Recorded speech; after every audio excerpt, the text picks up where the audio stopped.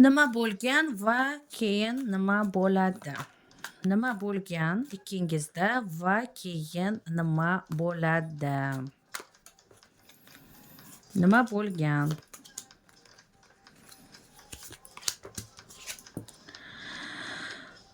Ya'ni bu tavakkal uchrashuv bo'lgan, tasodifiy uchrashuv bo'lgan, ko'chada yoki bu avtoulovda, xuddi karmitskiy uchrashuv bo'lgan sizlarda. Ha, uchrashgansizlar, sizlarda bir muncha sevgi, muhabbat haqida suhbatlar ham bo'lgan. Suhbatlar do'stlikdan sevgiga o'tgan. Hozirgi paytda vaqtincha arazlar, pauza bor. Hozirgi paytda pauza bor. U sizni yoningizda emas. Xo'sh. Ikkalangizda ham xafagarchilik bo'lgan. Xafagarchilik yigit tomonidan bo'lgan. O'ylamasdan gapirib yuborgan. Va ya'ni ozroq xudbinlik qilganligi uchun ham shunaqa holatga tushib qolgan. Hozirgi paytda pauzadasizlar.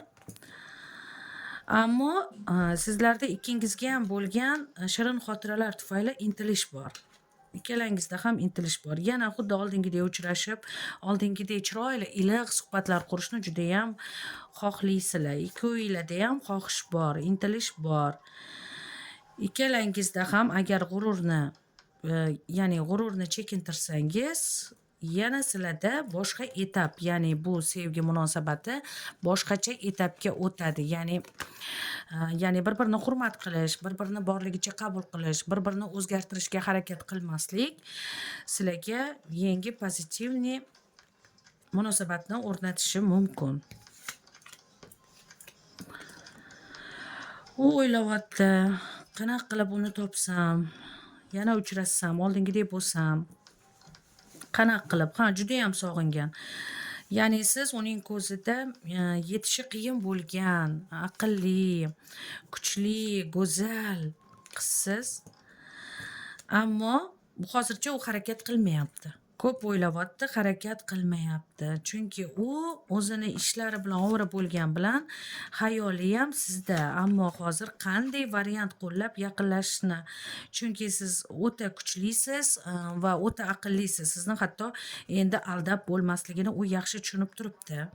U sekin asta harakatga tushadi. Uchrashuv bormi? Albatta uchrashuv bor, lekin bu uchrashuvni bo'lishiga faqat siz sababchi bo'lishingiz mumkin. Siz rozi bo'lsangiz, uchrashuv bo'lishi mumkin. Agar siz rozi bo'lmasangiz, bo'lmasligi ham mumkin. Sizga bog'liq. Agar siz xohlasangiz, yana sevgi munosabati yana takrorlanadi. Agar xohlamasangiz, takrorlanmaydi. Bu faqat sizga bog'liq.